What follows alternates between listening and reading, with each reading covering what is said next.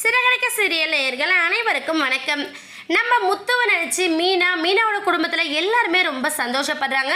சந்தோஷப்படுறது மட்டும் இல்லாமல் இந்த அளவுக்கு நல்ல மனசு யாருக்கும் வராது அப்படிங்கிற மாதிரியும் அவங்க ரொம்ப பெருமையாக பேசிக்கிட்டு இருக்காங்க. இதுக்கு இடையில் நம்ம சீதாவோட ஹஸ்பண்ட் அருண் ஒரு பக்கம் என்ன பண்ணுறான்னு பார்த்தீங்கன்னா, நம்மளோட இந்த நிலைமைக்கு காரணமே அந்த முத்து தான்.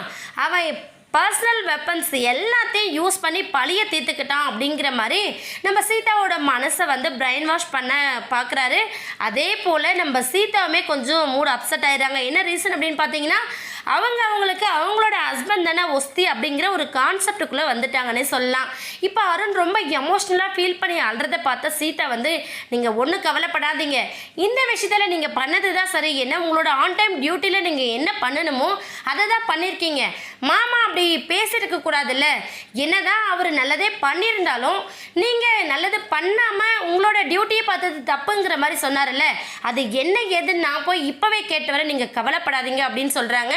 சொல்லிட்டு சீதா என்ன பண்ணுறாங்கன்னு சொல்லிட்டு பார்த்தீங்கன்னா, அவங்க பட்டு கிளம்பி நேராக நம்ம முத்துவை பார்க்கறதுக்காக சீதா கிளம்பி வராங்க. அவங்க வர அந்த நேரத்தில் நம்ம முத்து மீனா ரெண்டு பேருமே அவங்க அம்மா வீட்டில் இருக்காங்க. அதனால நம்ம சீதா யோசிக்காமல் சடனாக கிளம்பி நேராக அவங்க அம்மா வீட்டுக்கு வராங்க. வீட்டுக்கு கோவத்தோடு வந்திருக்கிற சீதாவை பார்க்காத நம்ம சந்திரா என்ன பண்ணாங்கன்னா, வா சீதா, உன் மாமா எவ்வளோ நல்ல விஷயம் பண்ணியிருக்காரு பார்த்தியா, வழியில் போகிற யாரோ ஒரு அம்மாவுக்கு உதவி பண்ணதுனால உன் மாமாவை பார்த்து அந்த அளவுக்கு புகழ்ச்சியாக பேசிகிட்டு இருக்காங்க அப்படின்னு சொல்லிட்டு சந்திரா ஒரு பக்கம் சொல்கிறாங்க.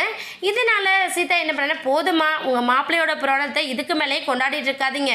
அவர் பண்ணது நல்லதாக கூட இருக்கட்டும், ஆனால் அவர் எப்படி என் புருஷன் டியூட்டியை பார்த்தது தப்புன்னு சொல்லலாம், அது ரொம்ப பெரிய தப்பு இல்லையாம்மா அப்படின்னு சொல்லி ஆர்கியூ பண்ணுறாங்க.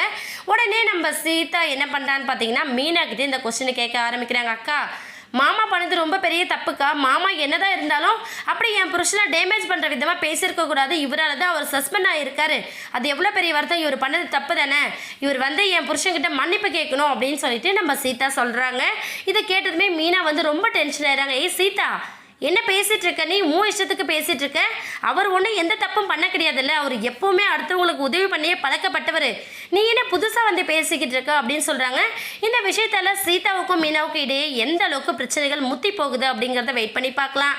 இந்த வீடியோ உங்களுக்கு பிடிச்சிருந்தா மறக்காமல் நம்ம சேனலை சப்ஸ்கிரைப் பண்ணுங்கள். தேங்க்யூ.